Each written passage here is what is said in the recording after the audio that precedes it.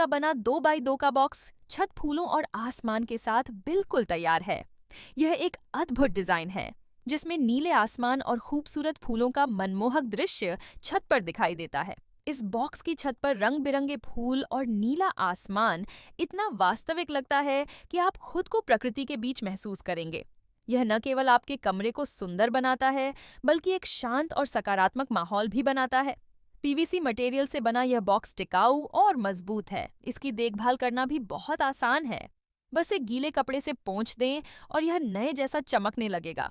2x2 का size इसे किसी भी जगह पर फिट होने के लिए एकदम सही बनाता है।